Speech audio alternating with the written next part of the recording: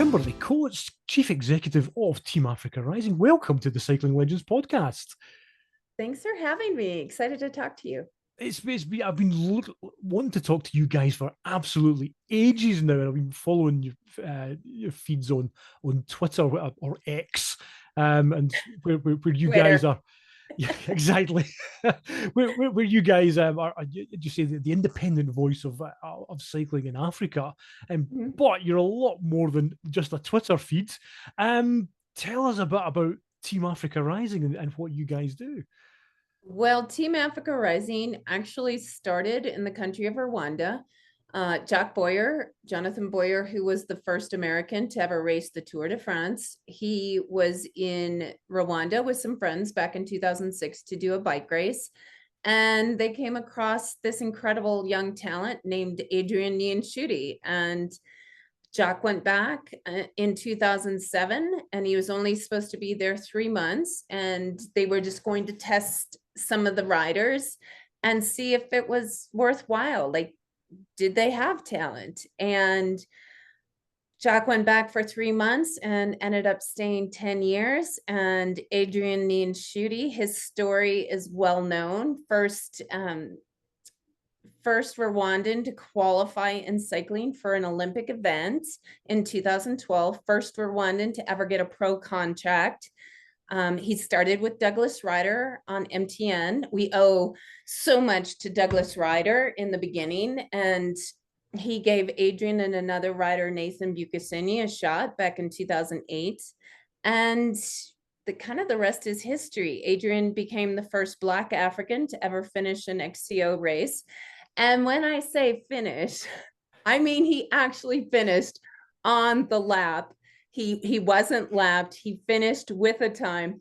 There seems to be some discrepancy about finishing. And I'm like, yeah, if you do 2 laps, you didn't really finish the race. The race, of course, was the 2012 Olympic cross-country race at Hadley Farm in Essex in the UK.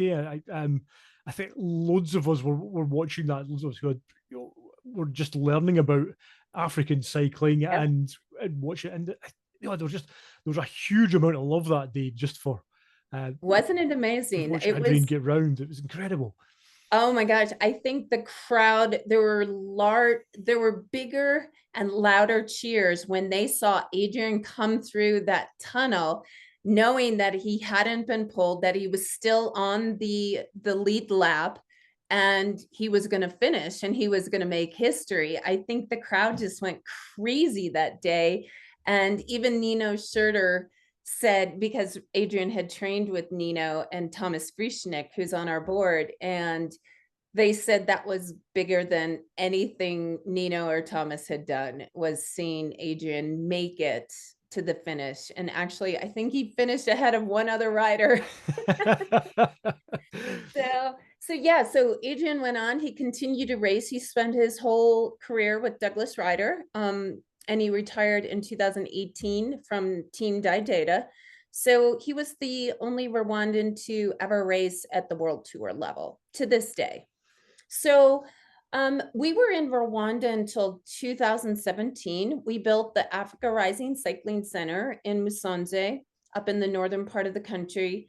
But during this time, as Rwanda got more and more successful, all these other countries were like, what's going on in Rwanda? And so they wanted to know if we could help them. And so we did. We spent a lot of time in Ethiopia, a lot of time in Eritrea. And, we put equipment into these places. We're a US-based nonprofit. So through donations, through grants, we and unbelievable sponsorship. We owe the world to our sponsors. We helped all these other countries. And it was so great seeing Biniam win, because we've been to Eritrea. We've worked with the Eritrean cyclists, and it was just, there's a million more Biniams in that country. It's incredible. I was going to say, I was surprised just how, and actually just looking through the list of riders, and there's precious few. I mean, my introduction to the show notes that there are only 4 Black African riders on the men's world tour at the moment, but Eritrea, Bini Nathaniel Tastatfatsian, Mhm. Nathaniel Berhane was Eritrean as well, wasn't he?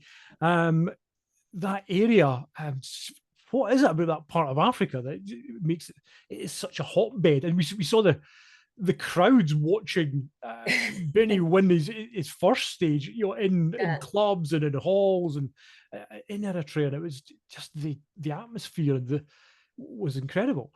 Yes. Well, Eritrea was colonized by the Italians, and the Italians left their love of cycling with the Eritreans. And sadly, during colonization, um, Italy refused to let the Eritreans race with them. And then the Eritreans would have their own races. And after the Italians left, the Eritreans kept going. And they're incredibly strong. They're incredibly resilient. There's a huge, huge pool. It is the biggest pool of cyclists on the continent. And they just, it is their national sport. They love it. It's like a couple years ago I was at the Tour de France, and I was saying to my colleague, this would never happen in America because people would never allow a 21-day stage race in America because it's inconvenient. Whereas the French are just like, hey, let's take off for 21 days. Let's get out our table, our wine, our charcuterie board. Let's enjoy the tour. And so it's just culturally in Eritrea, it's the widest and deepest pool of cyclists on the continent. And, we've been there several times, and there's this one road that it's relatively flat, and they train like TT style on that road. And it's crazy. Like, you literally have hundreds of kids, like 12, 13, 14 years old. They're all wearing jerseys from the professional tour, and it's just because all this stuff gets given away.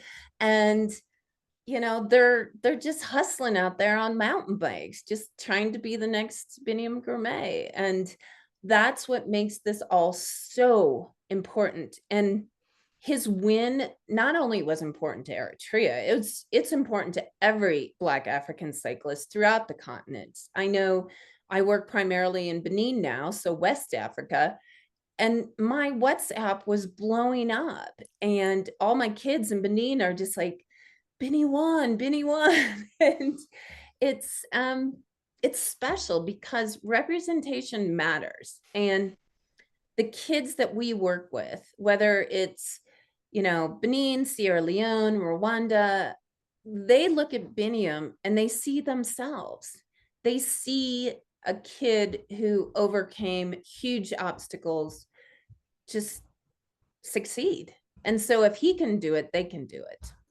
Yeah, well, there's a tendency, I guess, certainly speaking as speaking as a white European, that we tend to we tend to view Africa as a country, as a Yes. whole, and we talk about Africa, and what we really mean is a line somewhere south of Cairo and a bit north of Johannesburg, because obviously African riders have been at the tour for decades, but it was an Algerian-born rider, Marcel Molines, wasn't it? He was the first to win a tour stage in 1950. And we've seen Robbie Hunter, Darrell Impey, Ashley Moolman Pasio, Alan Hatherley, who just won bronze in Oh, cross wasn't that country. fabulous? I was so excited to see Alan get, what did he get? The bronze? Got Yeah, bronze, yeah. I was so excited. Yes. So we tend not to think of the northern and the southern part of Africa, but that's the block in the middle, where we talk about Black Africans, where the majority of the population, the 980 million or something I said earlier, Black Africans living on the continent. So it seems mad in 2024 that you guys are working as an NGO or to I guess in some way redress that balance. So it's not just about putting people into the Olympic mountain bike races or turning everybody into Biniam Girmay. I mean, you guys do a load of things. Yes. What are the barriers? It probably sounds obvious, but can you describe the kind of barriers that aspiring cyclists face in the countries you guys are working in? So there's so many. Where do I start? Most of the kids that we work with don't have electricity, or if they have electricity, it's super minimal. They don't have, running water. They might have a spigot at their house, but they don't actually have running water. Incredibly poor. Lack of access to equipment. We've put in millions of dollars worth of bikes and equipment, virtual trainers, thanks to Wahoo and Zwift. That's helped us a ton. Then there are no races, or relatively few races. So I think the reason Eritrea also does better than most is they do these criterium races in Asmara, the capital city, and they just race all the time. They race every week. And that's always been a challenge. We tried to get more consistent racing when we lived in Rwanda, but it was still like once a month. Yeah. And I'm like, you don't have to make a big production about this. Let's just get some kids together. Let's block off a circuit and let's just have them race on a Tuesday night, And so that's a challenge, access to races. The federations, sadly, for the most part, are massively corrupt. And they're full of people who don't know anything about the sport of cycling, which is challenging. And then the biggest thing too is visas. I mean, I just brought over a Rwandan and a Benin rider here to the US. It took a lot. It was very expensive. And I'm sending 4 Benin women to France. Luckily, the Federation president has a really good relationship with the French embassy in Cotonou, but still, it's hard, especially, give you a perfect example. Florence Nakagwa from Uganda, we helped get her to the UCI World Cycling Center, South Africa. JP Vinzel's been working with her. She went to the Glasgow World Championships and she was seen by Canyon SRAM. Canyon SRAM, thanks to the amazing work of Adam Shabo, signed her. She went back to Uganda and has spent the last 4 months trying to get a visa. Right. And we still don't have a visa for her, which is beyond frustrating because, she's already proven she's not going to be a flight risk because she came home from Glasgow. But so it's not just one thing, it's the accumulation of every single thing. And whereas kids in, Europe, they have races constantly. Like you could go to a race pretty much every day in the summer in Belgium. Yep. And you can race. Our kids can't. They don't have that experience. So we tried to get them to Europe where they pretty much get their teeth kicked in on the first couple of races because it's just such a different level. They have to understand that just because they're a big deal in whatever African country they come from, there are a lot of kids out there that are much better. And so it's challenging. And then financially for our riders, it's not like they have a mom and dad who have a credit card or plane miles that can fly them around. Generally, some of these kids are the primary breadwinners of their household on top of that. So yeah, I mean, I get super annoyed when I try to stay off message boards and stuff, or like when people are commenting, because some people just shouldn't comment because they don't know what's really real. And some of the comments that I see, especially, are the ones that will just, if they show up, they should just show up and compete. Like, why does it have to be about race?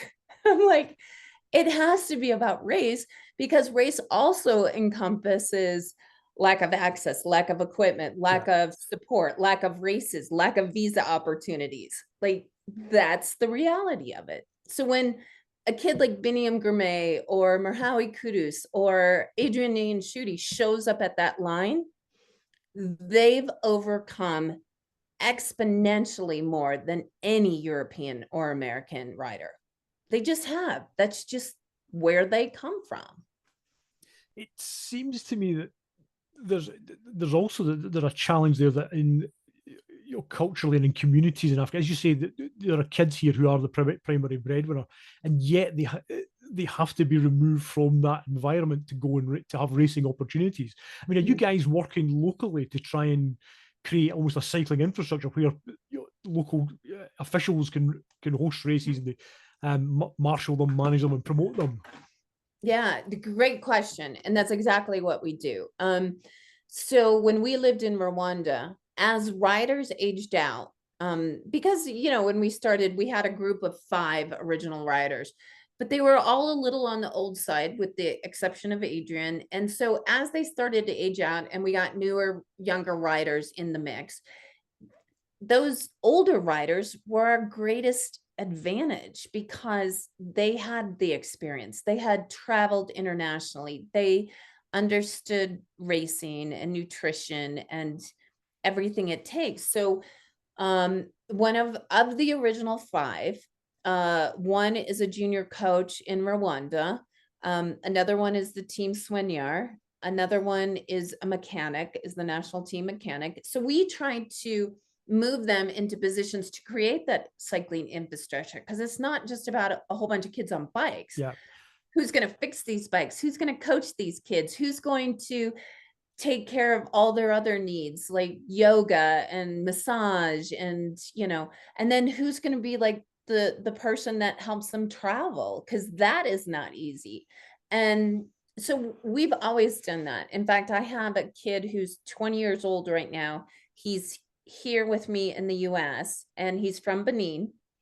He came through a university program in Benin and they were introduced to cycling. So a bunch of kids, the federation came, did a talk, gave away some bikes, and they talked about the sport of cycling. This kid took it and ran with it, and he is now my best coach trainee and for the country of Benin. And he's only 20 years old, but he's super smart as far as all tech stuff, like setting up the Wahoo trainer, getting everything connected, Swift, power pedals, training peaks. He's like a whiz on that, which is helpful. And then he started running because he wanted to know what it felt like, what the riders go through. And in April, he took a women's team, a Benin women's team, to the Tour of Lunsar in Sierra Leone, and they took first, second, and third in both stages. So, yeah, so we're always trying to duplicate ourselves, because my goal is not to be the face of African cycling. It needs to be an African. So, and we're getting there. We're in that process. Adrian just is heading to France. He is the national coach for the country of Benin, which has been fabulous. And he's done such a great job. And Benin, they were like ranked 20th, 21st. They're now in the top 10 in just a few years. So it shows you that these guys and gals that are starting to age out of the sport, they're our greatest resource. And they're the ones coming back and teaching the next generation, which is what we need.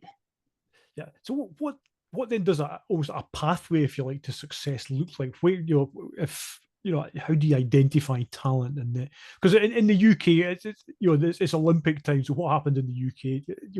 And it's a lazy example. It's you're a kid at school. British cycling would turn up with a watt bike. You hit the numbers, then you won gold medals. Yeah, that was the myth for at least a decade. But it's not quite as straightforward as that. So, how do we, or how does Team Africa Rising manage that? So, well, it's been super helpful since Zwift and Wahoo came along. That has been significant, because before we'd have to put a kid on a bike and go out on the road with them and work with them. And you still didn't really know like where they fell as far as potential. And so being able to do the 4DP tests on Wahoo and being able to put them on Zwift races, it gives us a better indication of their potential.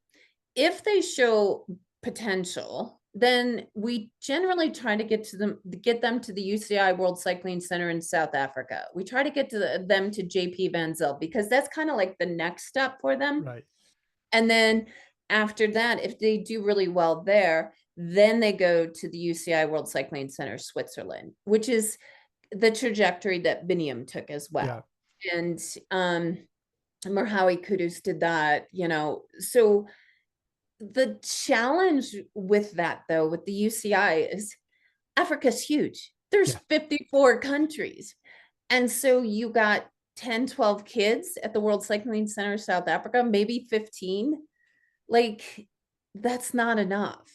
Like, UCI, if they really want to develop cycling on the African continent, they should have a cycling center in Northern Africa, West Africa, South Africa, East Africa. There should be there should be 6 to 10 cycling centers around the continent, because then that would feed more kids into the European scene. Right now we do the best that we can, and we find the riders that show promise, and we try to get them to races and hope for the best, unfortunately. Yeah, you were, or the team was sending messages out last week about Terhas Teklehaimanot, who is in the Ethiopian refugee in the UK, who was competing at the one of our national road series races at the Lancaster Grand Prix at the weekend.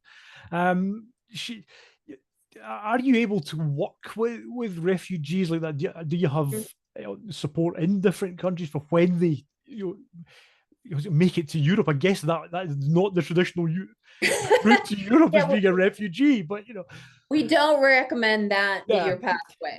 Yes, let's be very clear. We are not advocating for asylum seeking. Don't try this at home, kids. Don't try this at home. Yes. So crazy enough, with Terhas, we just found out about her from the organization that she was housed with, West London Welcome. Yeah.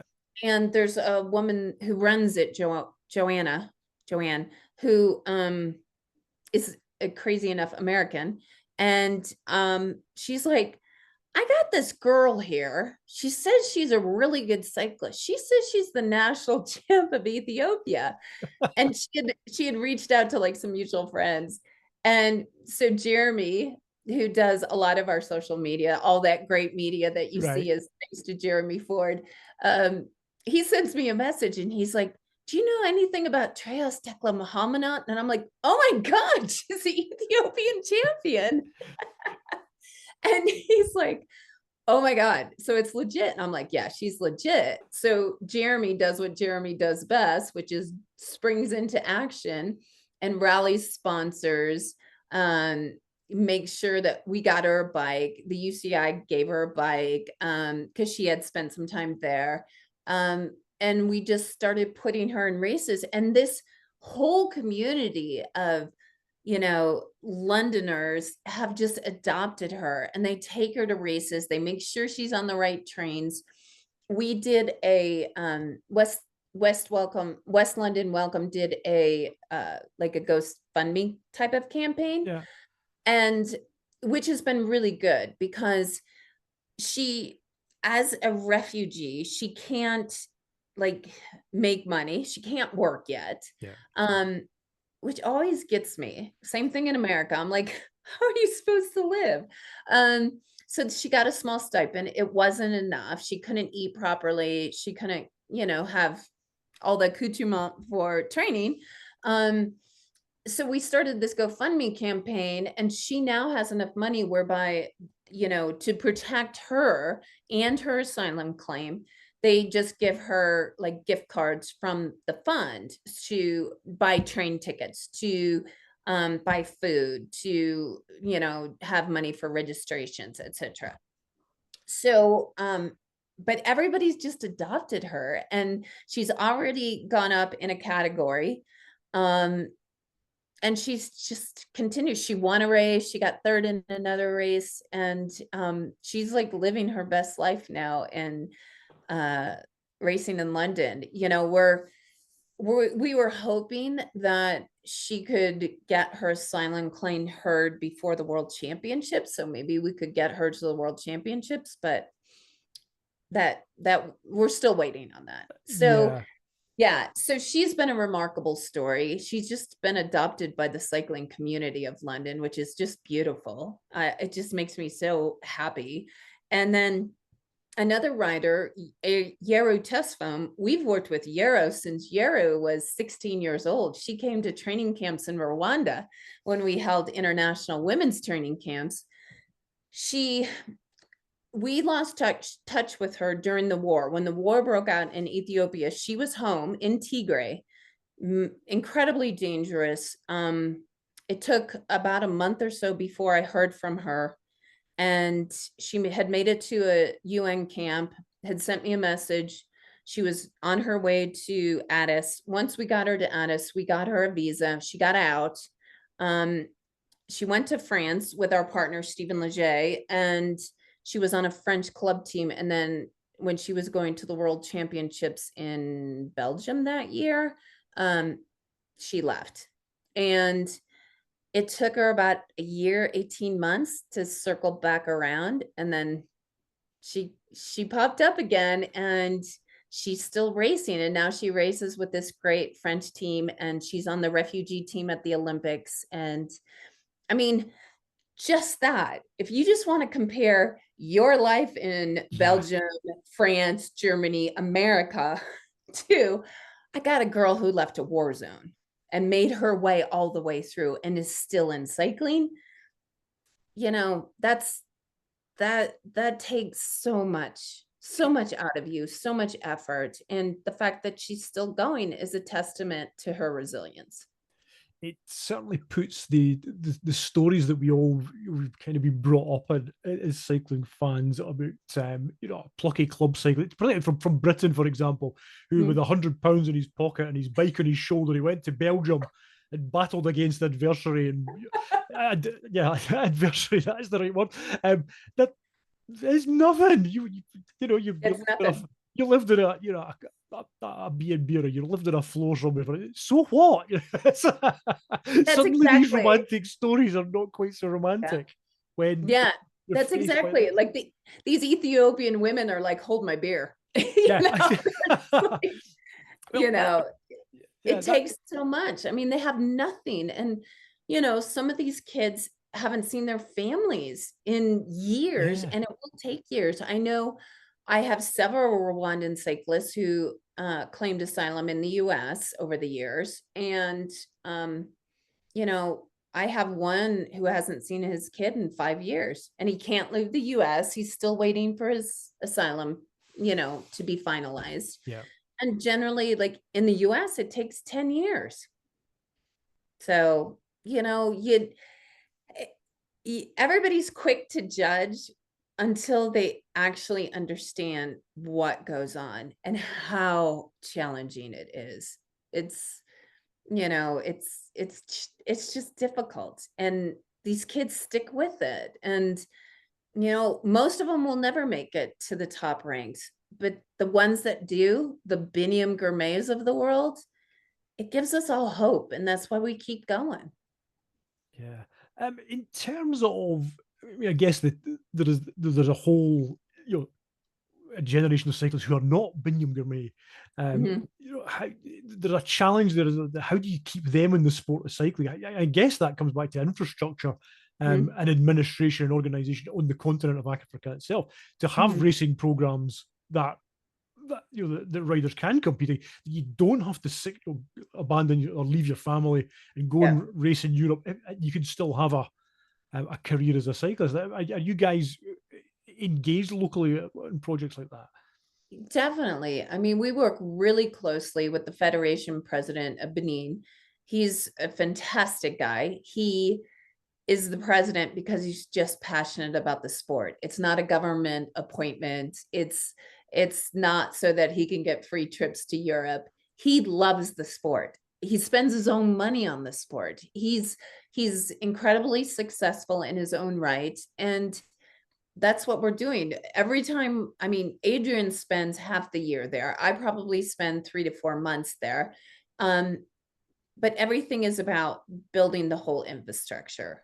So, because if kids believe that they can make it, that's one thing. But if they believe that they have a potential career path after, that's even more so. That keeps them engaged. And for us, especially in Benin, our focus has really been on women, and they have some incredible female cyclists. And, you know, for women, it's exponentially more important to keep them on a bike, because that lessens their chance of getting pregnant early or going into an early marriage at a young age. It keeps them in school. We are adamant about kids staying in school. Like, you don't get to quit school to come ride with the team. We will work around school. And so, like, when I'm in Benin at the team house in Porto Novo, I've got a bunch of kids, that are in high school. And, we have our kids who are out of school. We do our trainings. And then throughout the day, literally all day long, I have kids showing up at the center. They grab an iPad, they grab their bike, they put it on the trainer, they find an event to do, and they go train on Swift, or they do a Wahoo session, or, and like, I have kids that show up at 7, 8 o'clock at night, and that's the thing. We don't let them quit school, because we know long term they need both. They need the education, and they also, having the sport to fall back on. And yeah, we have to make special concessions from time to time. Like Salami, my coach that's here, he had a big exam, and so we had to wait until the end of July before he could come, because he needed to finish his exam. And he had asked, he's like, well, should I come? And I'm like, no, do your exam and then you come. So that's important. Yeah, I mean, I hadn't appreciated, I did appreciate that certainly the female cyclists in particular, there are even more odds stacked against them in Africa, and or at least within some countries in Africa. You touched earlier on, you mentioned corruption, and you wrote quite passionately for the Escape Collective last year about your experiences with Rwanda. And I'm looking forward to next year, where the 2025 World Championships will be held in Kigali. It's the first time on the African continent. I mean, I have to say that the article frustrated me as well, not the way you wrote it, but it seemed to fall straight into the trap of every stereotype Western Europe has about African officialdom, which was after all that. But could you just talk a bit about your experiences of dealing with the old, I have to say, the former Rwandan Federation? Well, it's former. It's current. It's just tragic to see what's going on in Rwanda. I mean, I have to step back and go, we did good things in Rwanda. We built something in Rwanda. They would not have the World Championships if Jacques Boyer and Adrian Niyonshuti hadn't found each other back in 2008. And for me personally, it's hard because we gave a lot, but here's the deal. It still inspired the continent. So I've had to separate that it's Rwanda's choice to go down this path. Now, that being said, will the World Championships be a fantastic event in Rwanda? 100%. Rwanda knows how to do events. It will be great. Everyone will have a great time. It will be good, but it's going to be at the cost of their team. I mean, to give you an example, the Olympics right now. So first time Rwanda hasn't qualified the men for the Olympics since 2012. So this is a country that has the World Championships. You would think that the upswing and the investment on cycling would be so much so that they would have multiple riders, that qualified. So they got a wild card for the man because of the World Championships. And this guy is, he's a great rider, but he's 28 years old. He's not the future of cycling in Rwanda. It's challenging because they're doing junior races, which is great and all, but there's like not that next step. And there's no real plan after 2025. Right. And seeing world championships, that after the world championships, nobody cares about your place anymore. Like, like it's this massive multi-year buildup. And then like, think about it. You have to actually think about like, when did they have the world championships in Norway again? What year was that? So, they had this perfect opportunity to actually build the infrastructure along with the race. And, it's Rwanda, at the Olympics, it's just more of the same garbage, a lot of delegates all enjoying their time in Paris and kids not being, Diane Ingabire, she's raced at Canyon SRAM. I think Canyon SRAM have done a great job with her, but she was so far behind the second to the last person in the ITT. She has the best bike, the best helmet. You know why? Because she hasn't trained for the last month. I've been watching her on social media and she's like, oh, I'm at this event. I'm at this event, this event, because it's about going to events and doing the hoopla around the Olympics. Yeah. When Adrian Niyonshuti went to the 2012 Olympics, our number one goal, all we talked about during the whole lead up for the year prior to that race was, we want you to finish the race. If you finish, you will become the first Black African rider to ever finish an XCO mountain bike race.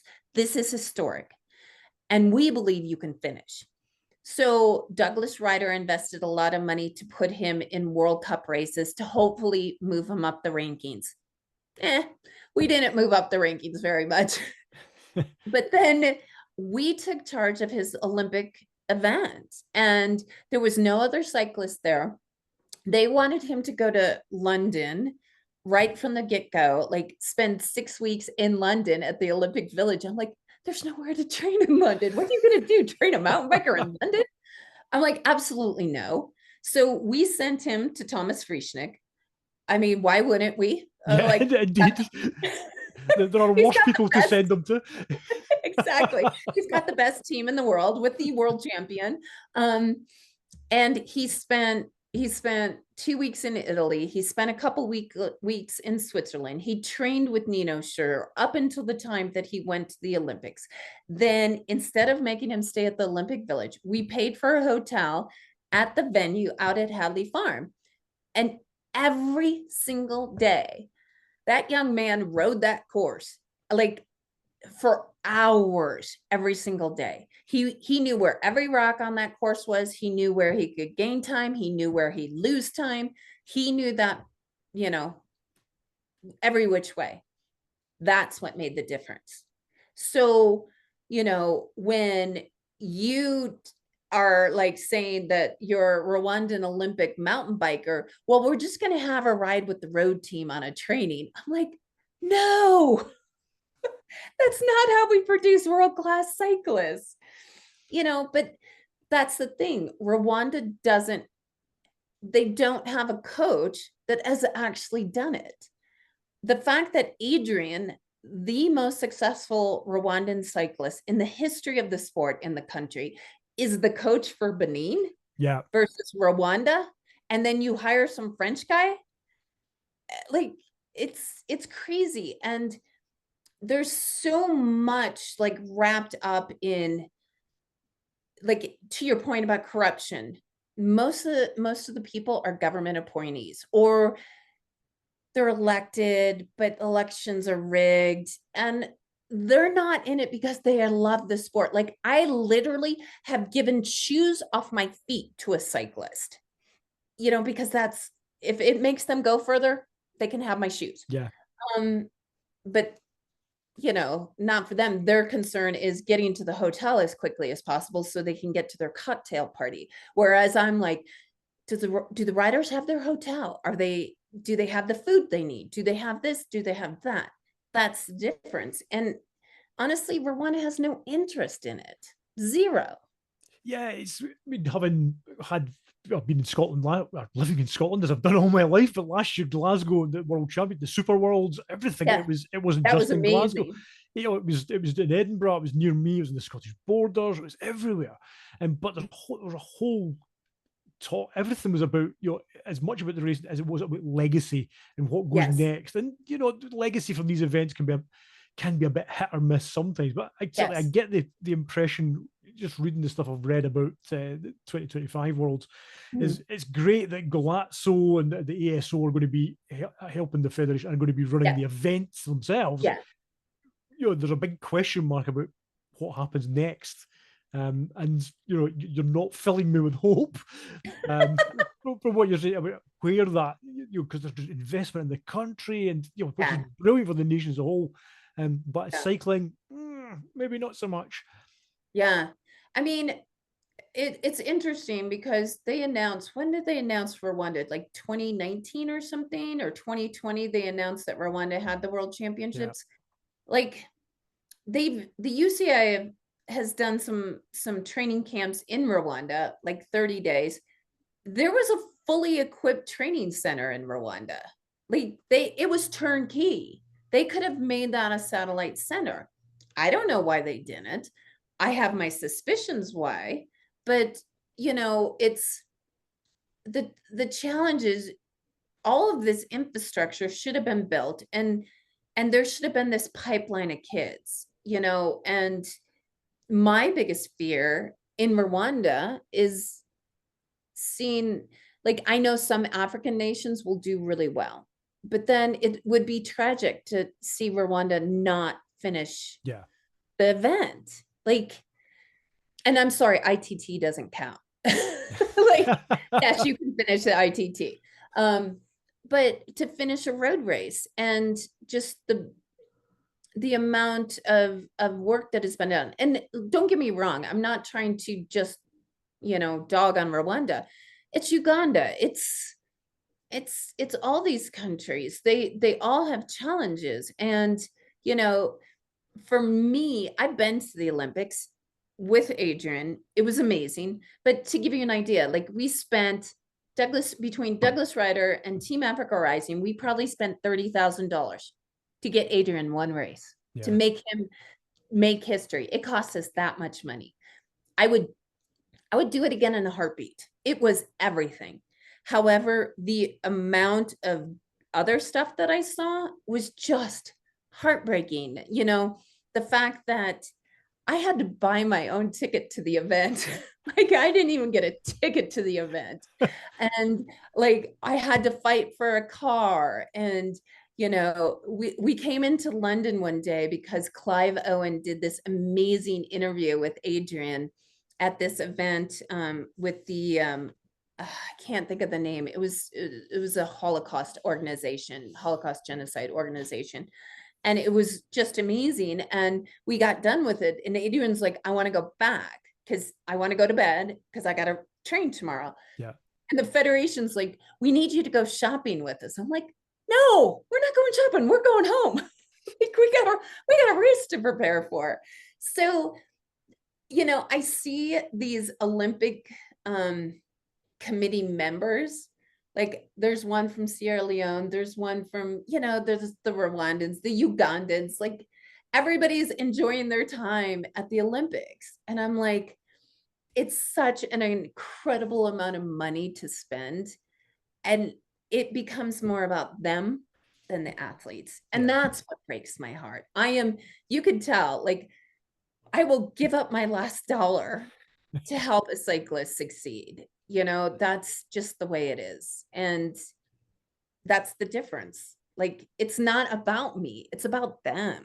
It's about them and making a difference in their life. And even if they never make it in the sport to the highest levels, if they find something they love, they stay in school, they can do something in the sport as an adult, then that we succeeded. That's success to me. It's it's almost just what we talk about at the most basic levels. We want kids on bikes, and we want them to ride bikes, whether it's as a professional or for the rest of their Yes. lives, because bikes are cool. Yes, bikes are cool. Maybe just wrapping things up. We are, as we speak, we're a couple of days away from the men's Olympic road race. Yes. Do we think that Binny's in the mix for Yeah, he's definitely in the mix. Yeah. I don't think it's his ideal race. Like, it seems a bit up and downish. It's a bit lumpy compared to some. It's a bit lumpy. Yeah, because I loved what Biniam said on that one sprint he won, how he talked about how it's on a slight incline, and he does really well on those. Like, we all know it. Like, we're all looking at the profile going, I hope the sprint is on an incline, because he's small enough that, he doesn't have to have the big power of, some of the bigger guys like the Cavendishes or whatever. Yeah. So I think he'll do fine. It's just, I don't think it's his ideal course. Yeah. But I could totally be proven wrong too. Well, indeed. I mean, he's got a classic under his belt. He's got 3 stage wins. He's got a Giro win, hasn't he? He's got, which everybody forgot about. He's won Gent-Wevelgem, which isn't the hilliest of the classics. And get himself in a big group, and a couple of there are only 3 ascents of Montmartre on Saturday. Was that 9 I can't wait to the race. 9 or 10%? Get in a group. Who knows what can happen when you get to the end of an Olympic road race if he's in the mix. I know. I think we'll all be watching. I think too, when he won the first sprint, won that first stage, I was like, I wasn't expecting it. And I'm watching it, in my apartment in Las Vegas. And I'm like, holy crap, I think he's got it. I'm like, oh my God. And then, then the second and then the third, I was so glad that he kept the sprint jersey, and I'm so glad he won 3. Like, he could have won 2 and it would have had the same effect, I believe, but it wasn't a fluke. He's legit. Like, he's got it. There's an element, isn't there, that anybody, so we're coming back to the kind of negative aspects, but anybody from a disadvantaged position coming into a sport or in life has to do it better and has to do it, more, to be faster, to be, bigger, stronger. You're the Olympic ideals, and if you're a black athlete, you've got to do that even more to overcome that and to be taken seriously. You do, and I think if he only would have won 1, it would have been a fluke. Yeah, it wouldn't but he proved this is no fluke. We are here to stay. Absolutely, and you know what? I think that's a good place to wrap things up. I hope that Africa is here to stay in cycling and the pro peloton and the women's peloton. That's another discussion in its entirety, which we'll come back to one day. Kimberly, it's been an absolute joy talking to you tonight. Thank you so much. Thank you. Likewise. I'm glad we finally connected. Indeed. You said that you would give your last dollar to help to help kids. Where can our listeners give their last dollar to support the work you guys do? See, that was a neat segue. Thank you. I appreciate that. You can donate on our website at teamafricarising.org. And all of that is on our Twitter page and our Facebook and Instagram. So you can find us there. We just appreciate all of our fans being so engaged on social media and learning more about what we do, because it takes a village.